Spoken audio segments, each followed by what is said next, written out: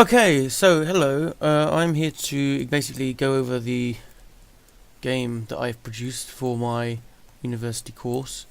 It's called The Mystery of Purplewood Town, and instead of doing a blog post where I write about how I produced the game, I thought it would be better to show you how I produced the game.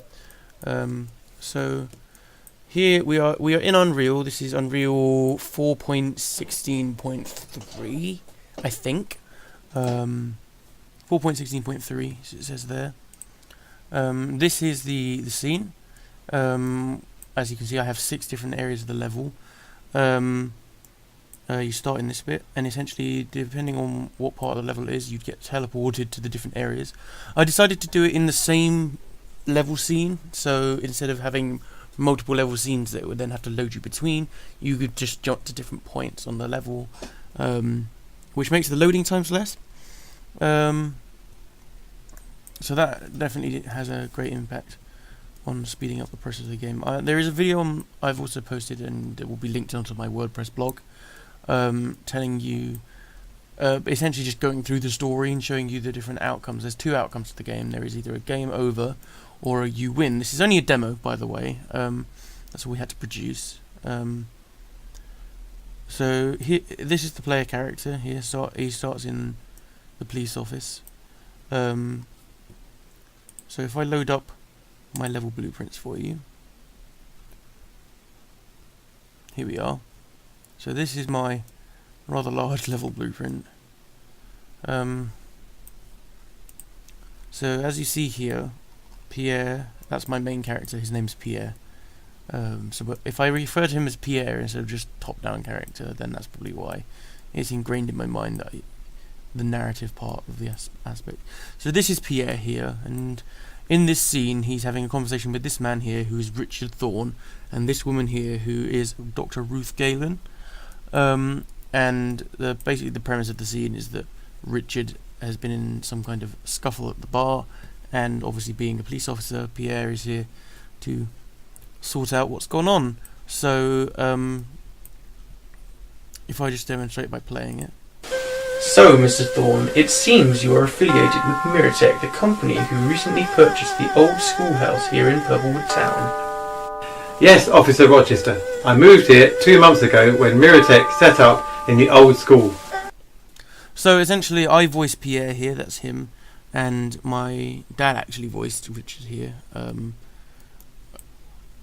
for the scene. And as you see when we started playing, the audio for the conversation instantly begins to play, and the music for the police station, because this is the area you're in, this is the police station, begins to kick in. That was the weird sounding violin in the background there. I've heard quite the comments on my music choices for this game, but music isn't exactly my talent, so it's better than nothing.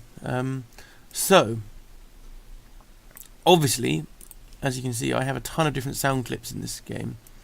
There are 5 different soundtracks, 1 for each of these 4 levels, and then these 2 share a soundtrack.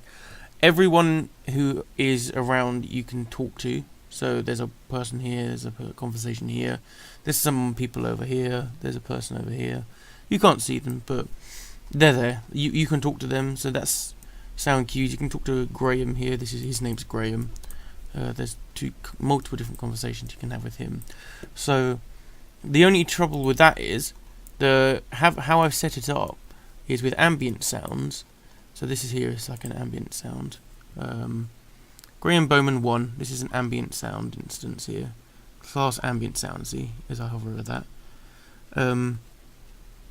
So obviously, how ambient sounds work in Unreal is that they will just constantly play if they're in the screen, in the scene. So for that, I had to obviously set it so that didn't happen. I'll go over this part here, but obviously, essentially, we're going to ignore what these 2 are for now. I'll go over those separately. So this is the event begin play. So this is when the game starts up. This executes here. That's the trigger for this execute. I've got quite a lot of different triggers. Most of them are either clicks or on active begin overlap, but this one is the event begin play. So as soon as you hit that play button here, this triggers. going into the execute. So it will execute these two as well. I'll go over what these bits do in a minute. But it goes down to execute this. This is the set view target with blend. This is also triggered by on active begin overlap. This trigger box that it's overlapping with is the one in Pierre here's office. And what it does from this command, the set view target with blend, is it sets this camera here that I've got, which it shows you here, this camera automatically starts up when you start playing, because the player controller here, so this is the target, it targets this player controller, and this is the camera actor here. See, it's the same camera actor 1 essentially. It doesn't say 1, but it's just camera actor.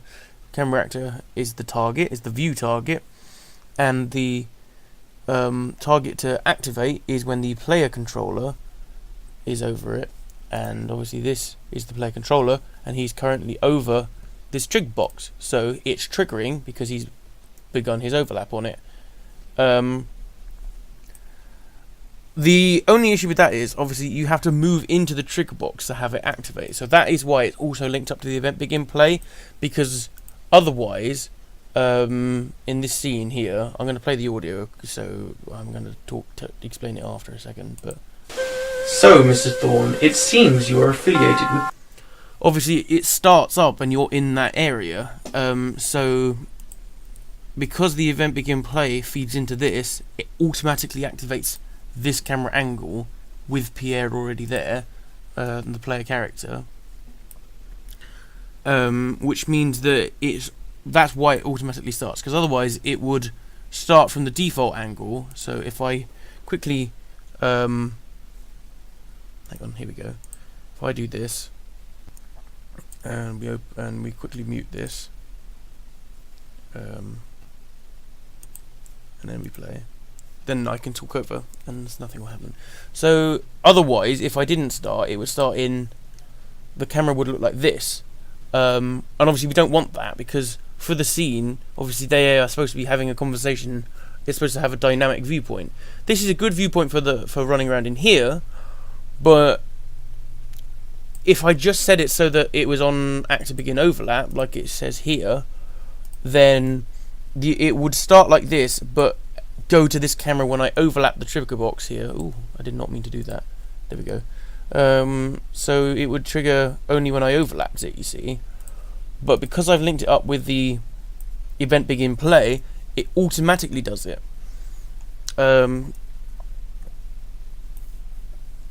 Then trigger box, I think it's trigger box 2. Trigger box 2, here it is.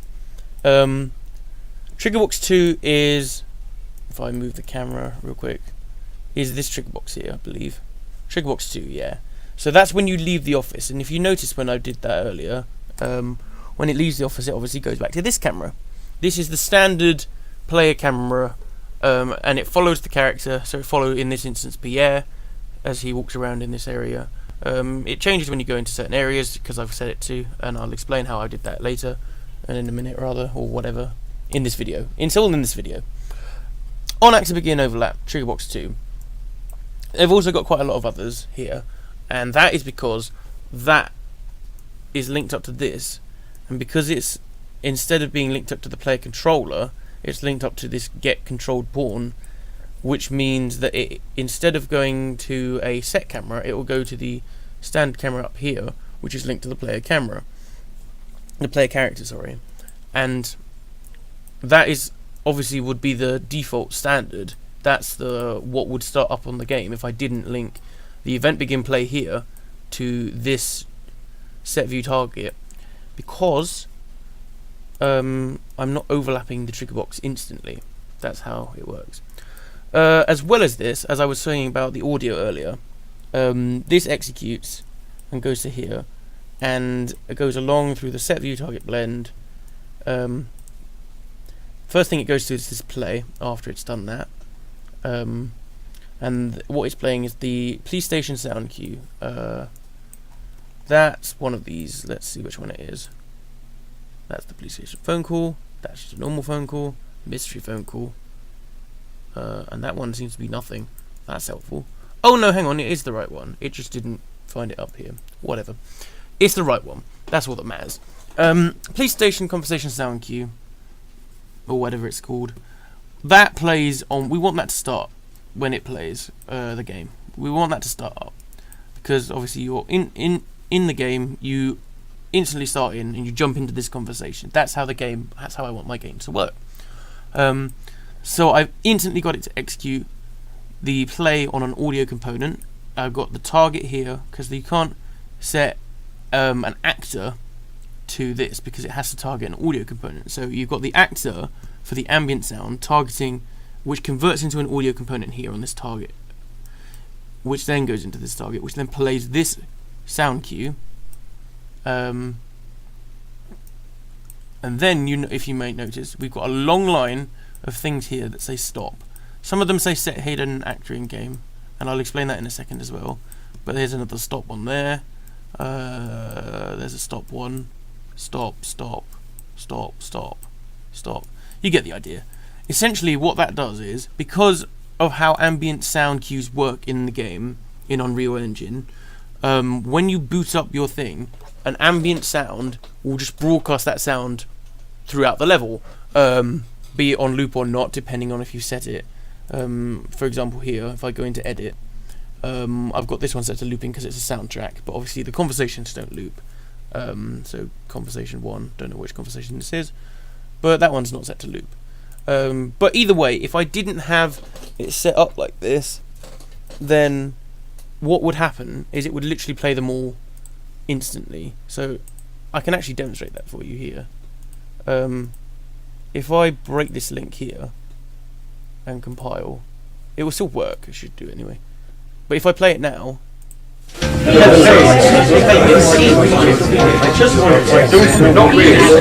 every sound cue on the scene plays instantly. We don't want that. So if I link it up to this and compile again and go back to here. So, Mr. Thorne, it seems you are affiliated with Miratech, the company. The only two that play are the soundtrack, the one, and the conversation that's triggered by this play here. I haven't got a clue whether something that I might not have even set it actually play to the soundtrack, because I technically, obviously, as they all play, you don't need to set it to play. But I've set it to stop every other audio component that isn't supposed to be playing in this scene. I've also set here. Where's Triggerbox 2? Here it is. Triggerbox 2 links into this. This is the one that changes the camera to the overhead view again. Let me mute this just in case we need to test the play thing.